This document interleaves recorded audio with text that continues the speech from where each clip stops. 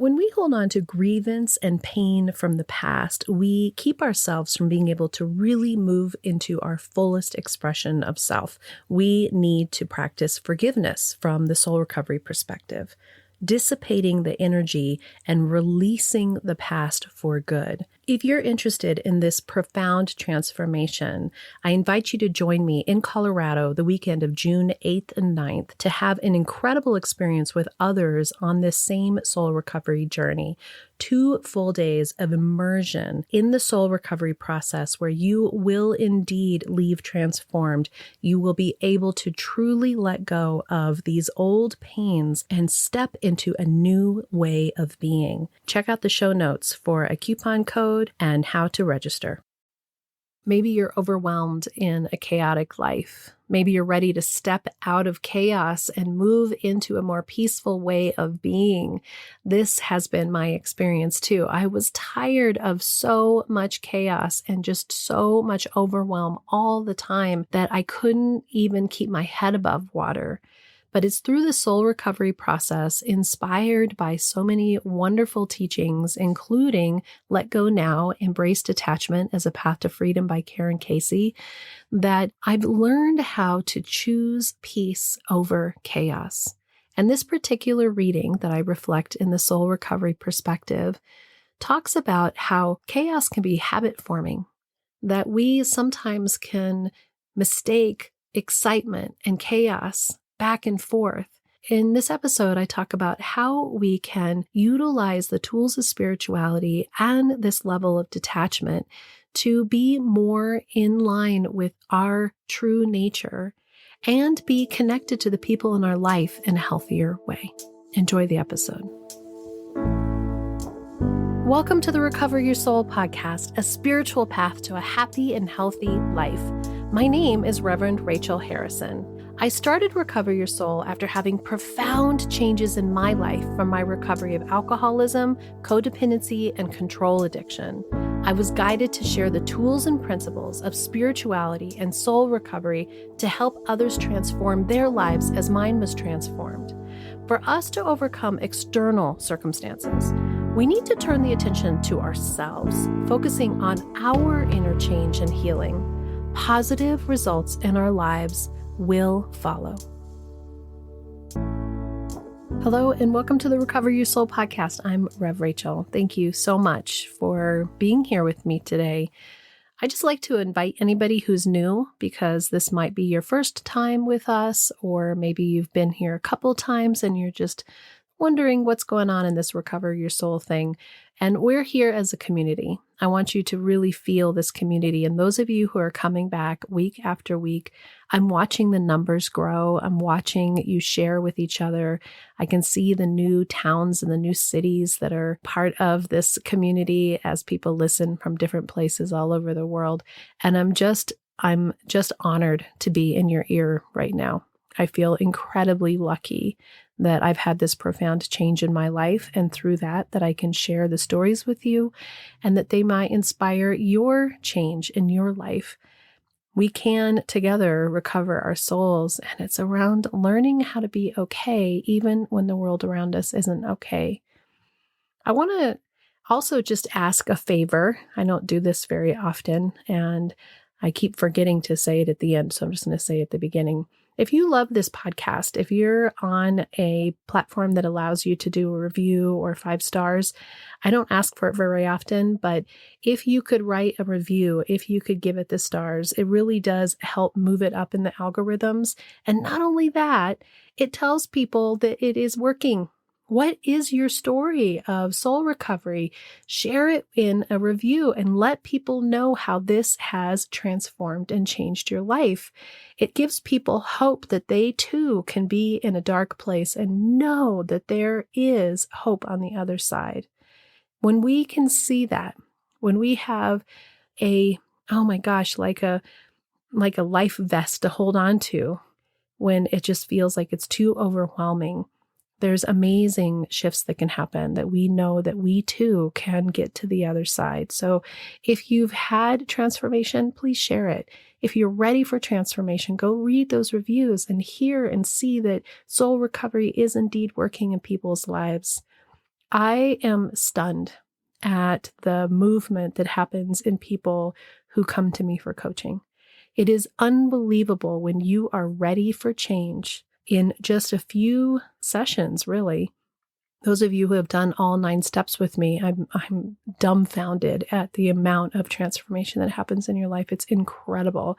But even people that just come once or a couple times, I see shifts and they report back to me major transformations in how they are showing up in the world.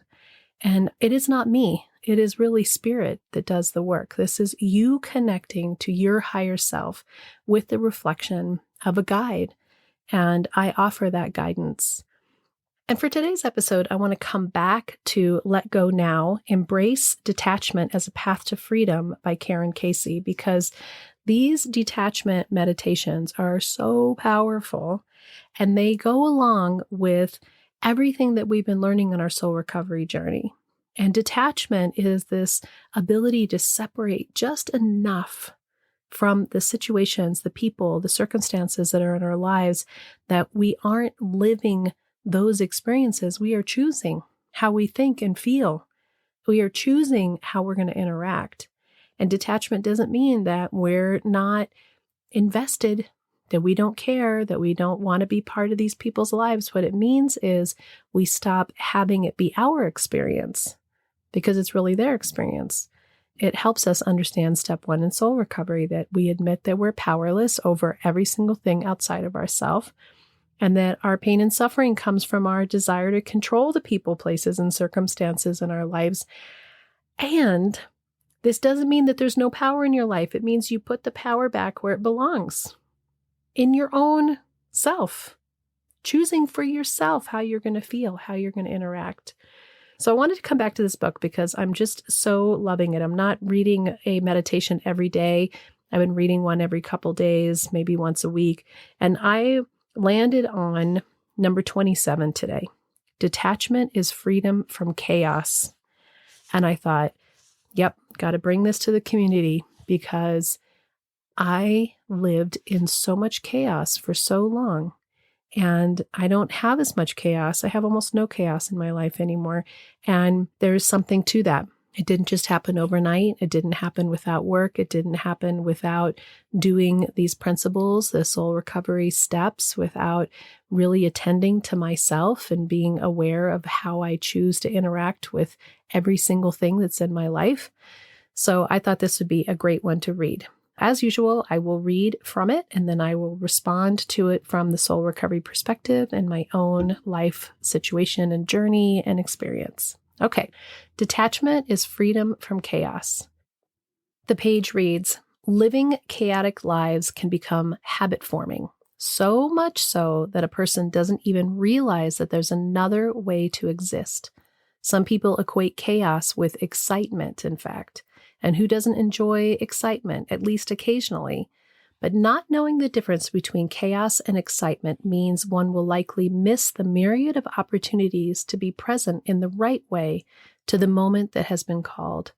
Chaos is seductive, to be sure, but so is the experience of peaceful presence once it's been cultivated. What I love about this first paragraph is this idea that we don't even know sometimes that we're in chaos. We don't even know that there's another way to live. And what I hope in soul recovery that you continue to get from me is there's no judgment. There is no right or wrong. This isn't about, oh, I should have been doing it this way so much more before. I'm doing it wrong. I need to be in this other place. No, it is that you are exactly where your soul is supposed to be at this moment. And this awakening that you're having, this moment where you're actually looking at how can I detach from the chaos? Oh, that is chaos. Oh, I am mixing that up with excitement. I'm getting confused. And of course I am. It's likely that that's how your childhood was. It's likely that there's something in your system that has set up this behavior or this way of feeling. And so the more that you can be kind to yourself, the more that you can just have this gentle awareness and open up just enough to say, yeah, I want excitement occasionally, but I don't want to miss the opportunities to be my healthiest self. I don't want the chaos that is the part that's unhappy or unhealthy or heavy. I want to be able to have peace in my heart and then notice when there's fun, notice when there's some higher energy, notice when there's something to be enjoyed, something that's exciting instead of the heaviness and the fear really that can come from chaos. So what I love is that we are being gentle with ourselves, that we're just noticing, we're having this place of, slowly allowing the memories, slowly allowing the parts of ourself that have set up ways to survive, to be able to calm down. The protectors, as you've heard me talk about in other episodes, and I have a full episode around protectors and parts. A lot of what happens with us is we set up protections to cover our pain and to cover the patterns, then beliefs that we created as the stories from our childhood. And of course we did.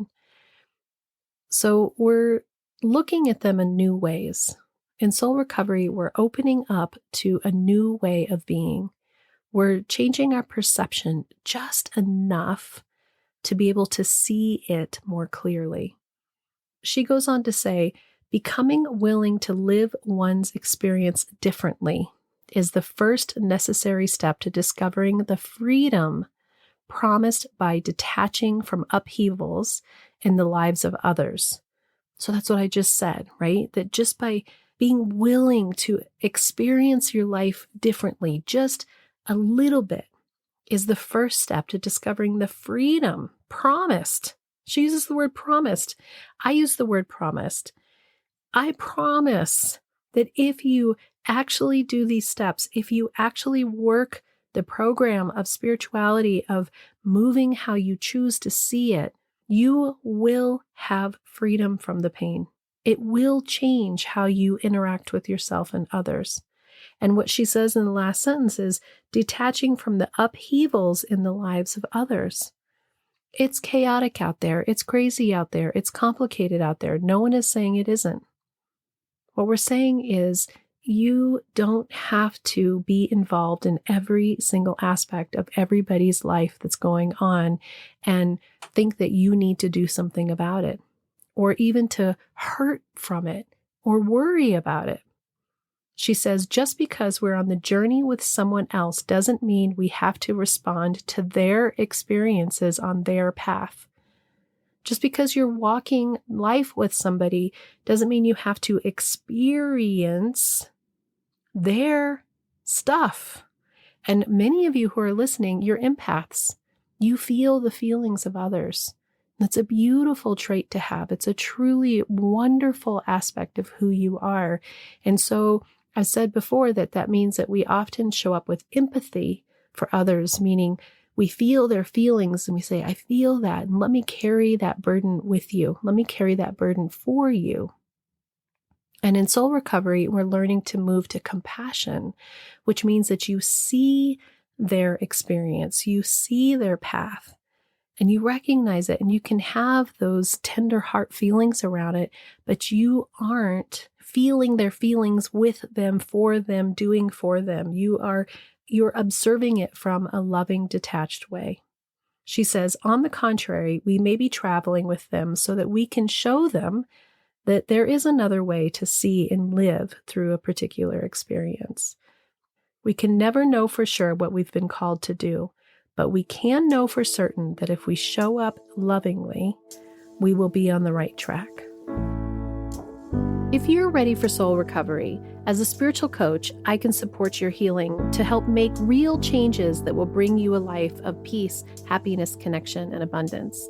You can also work in smaller groups by taking a deep dive in a Zoom workshop or with me in person at a retreat or an event. Join others on the soul recovery path once a month for the free Zoom support group or daily on the private Facebook page. Visit the website recoveryoursoul.net to book coaching sessions with me or find all the information you need about soul recovery, dates that are coming up, and how to register for those groups and workshops. To support the podcast and the community, check the links in the show notes to make a small monthly donation or a one-time donation of your choice that will make a huge impact to support this community and the soul recovery mission. Together, we can do the work that will recover your soul. I love this because it's also sharing what I talk about in soul recovery, which is your healing is the most important thing that you can do in the lives of others. It may not feel like it at the moment. It may feel like I really need to save my child from this difficult experience. I may need to be there for somebody in their times of trial and tribulation and lose myself through it. But what we're showing in soul recovery, and she's also showing in this detachment book, is if we can be our best selves, we can model for others a different way of being. People learn from actions. People learn from seeing it. You can use all the words in the world, but if they don't watch you walk the path, and then if you're walking the path, they have to choose whether they want to walk it. Sometimes it can be hard to understand why people have to go through such difficulty. And I think of that for myself. Why did I have to go through such difficulty? And I think about this chaos. So let's look at difficulty and chaos. One of the things that I recognize in myself is that there's still a part of me that wants to know what's happening with a lot of the people in my life. And what's fascinating, and I think about this for myself quite a bit, maybe in the morning, I'll be thinking about Rich going off today, he said he had 5 jobs, right? So part of me wants to ask him what jobs he's doing and what is he doing on those jobs. And I'm curious. And there is an element of curiosity from care that we have in people's lives that's really loving and beneficial and heartfelt and connecting. And then there's another piece where we're actually taking on their stuff and taking on their worry. So what I realize with myself, whether it's with my husband or whether it's with my grown boys, I want to know about their lives. I absolutely want to know about their lives, but I'm not interested in the chaos. Because the chaos is the confusion. The chaos is the upset. The chaos is the dysfunctional part that is trying to control the world or is disappointed or feels disenfranchised or feels like the world is beating them up in some way. And the more that I've backed off of participating with those kinds of conversations, interestingly enough, the more that their perceptions have changed in their own life because I'm not fueling those beliefs, those storylines, those scripts in their lives. I'm not fueling the part that says that they're overwhelmed. I'm not fueling the part that says there's not enough. I'm not fueling the part that says that they can't make it or they can't handle it. And that part for me is the letting go of the chaos. And I'm interested in the excitement. This weekend, Bodhi and his girlfriend are going to go off to a music festival. I want to know the exciting part of that. What are they doing? What is it going to look like? What kind of fun are they going to have? I'm going to leave the chaos out of it. I'm not going to ask them questions about what their usage is going to be, what they're staying in, how much money they're going to spend, all the logistics, all the ins and outs. That's really none of my business. That's me starting to get into control and chaos, right? Because I'm completely unable to have any control over any of those things. And then that's what my mind would be caught up in thinking about and having that part of me that's being taken up with somebody else's stuff. And if Rich says, yeah, I've got 5 jobs today, and I say, great, honey, I know that you're going to do a wonderful job. I hope it all goes really smoothly for you. Let me know if I can help you in any way. Can I help get you a lunch packed? Do you have sunscreen? Do you have water? I'm offering this love and support, but I'm not fueling the piece that says, Are you sure you can do it all? Don't do too much. Don't get overwhelmed. Are you sure you need to take something off of your plate? That is attaching to the chaos. That's attaching to the can't do it.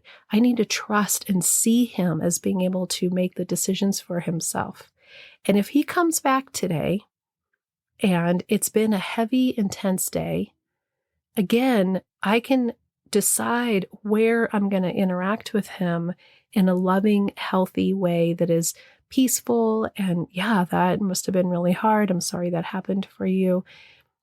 I'm mindful of not feeding the unhealthy thoughts, of not feeding the pain body, but allowing them to have their own experience totally.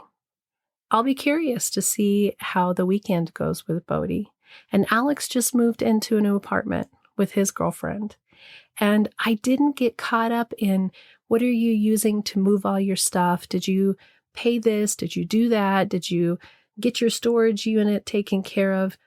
I didn't ask any of those questions. I'm curious. I'm excited for them. This is excitement. I want to know what's happening for them in their joy of being in their new place together. And he gave me a little walk around tour on FaceTime.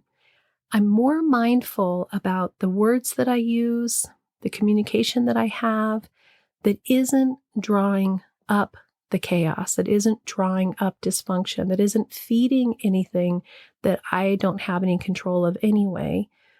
And just being there to be present with him in the excitement of it and the heaviness, the grown-up life of your own place and what it costs and what they're doing. Being aware of the part of us that cares for the people in our lives and has an interest in what's happening for them, and noticing the difference between excitement and being excited and happy for someone, being excited and happy for ourselves, doing things that really bring us joy, and realizing that we can get stuck in chaos, thinking that that is bringing those same energies. And when you have the clarity that says, I'm not interested in the chaos anymore, but I want to bring fun and joy and excitement into my life, and I want to foster that in the relationships of the people around me, you will see it differently. You will interact differently. You will change your perception. Becoming willing to live one's experience differently is the first step to discovering the freedom promised by detaching from upheavals in the lives of others, she says. We are learning how to see and live differently, how to stay in our own lane, how to witness and observe what's going on around us with detachment from love, trusting that everybody else's higher power has them, and trusting that whatever is going on for them is their experience that they are to have. Can we let go of feeling like we're supposed to be involved in a way that changes it, fixes it, manipulates it, manages it? It's not easy. But the more that we can trust, the more that we can let go, the more that they take the reins of their own life. And when we take the reins of our life, we can think and feel and see differently. And from that, we will respond differently. We will live differently. We will see it differently. And we'll be able to show up in a way that is the quote unquote right way that the moment is calling for, that is really Spirit speaking through us, living through us, offering the ability to be present in each moment exactly for what it is. Her quote at the end of her meditation says, "Every day offers so many opportunities to experience chaos, but for every one of them, we can make the choice to be peaceful in that moment instead. Not being attached, not having judgment, not being defensive, not taking it personally, not making assumptions, being in your own experience, recognizing that everybody else is in their experience, and noticing where you're attaching to the chaos, and is this chaos fueling something that you need to look at even deeper? Are you ready to heal from that? Are you ready to let it go? Are you ready to step into your own healing as your number one priority in your soul recovery and let others have their own experience just as it is? And enjoy the excitement and joy and vivacious energy that can come in our lives, and recognize that you can be there from a healthy place, letting go of dysfunction and chaos, letting go of other people's situations and choices. Until next time, namaste. Thank you for listening to the Recover Your Soul podcast. And if you loved what you heard here, every Friday we have a bonus episode, and you can access this by becoming a subscriber through Apple Podcasts for only $3.99 a month, or become a Patreon member. And on this platform, you can choose $5, $15, or $25 a month to show what you want to support the show with. On both of these subscriber platforms is an entire catalog of back episodes intended to inspire and support you on your soul recovery journey. I really want to invite everybody to attend the free once a month, every first Monday of the month support group. This is on Zoom. Everyone is welcome to attend. And by giving a like or a review and sharing this with your friends and family really helps us to share the soul recovery message with even more people. We are on social media. We are on all the platforms. I am on TikTok. You can listen to guided meditations by Rev Rachel Harrison on Insight Timer.